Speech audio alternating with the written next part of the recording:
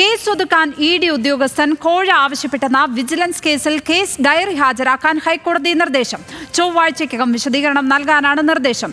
മുൻകൂർ ജാമ്യാപേക്ഷയിൽ വിശദീകരണം നൽകാൻ സർക്കാർ കൂടുതൽ സമയം ആവശ്യപ്പെട്ടതിന് സർക്കാരിന് വിമർശനവും ലഭിച്ചു. കോടതിയിൽ നിന്ന് ഷപ്ന ചേരുന്നു, ലീഗൽ ഡെസ്കിൽ നിന്ന്. ഷപ്ന, ഏത് സാഹചര്യത്തിലാണ് കേസ് ഡയറി ഹാജരാക്കാൻ ഹൈക്കോടതി നിർദ്ദേശിച്ചിരിക്കുന്നത്?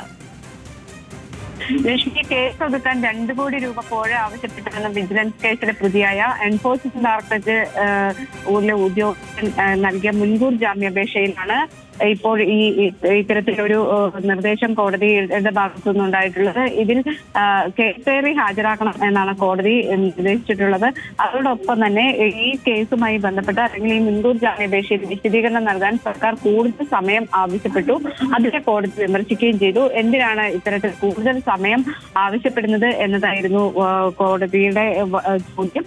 ചൊവ്വാഴ്ചക്കകം സർക്കാർ വിശദീകരണം നൽകണം എന്നതാണ് കോടതിയിൽ പറഞ്ഞിട്ടുള്ളത്. അതോടൊപ്പം വിദേശത്ത് നിന്ന് കുറഞ്ഞ വിലയ്ക്ക് കശുവണ്ടി വാഗ്ദാനം ചെയ്ത് വ്യാപാരിയിൽ നിന്ന് കോടികൾ തട്ടിയ എന്ന കേസിലെ പ്രതിയായ അനീഷ് ബാബുവാണ് ഈ ഇ ഡി ഉദ്യോഗസ്ഥർക്കെതിരെ ആരോപണം ഉന്നയിച്ചത്. അനീഷ് ബാബു നൽകിയ മുൻകൂർ ജാമ്യാപേക്ഷയും കോടതിയുടെ പരിഗണനയിലുണ്ട്.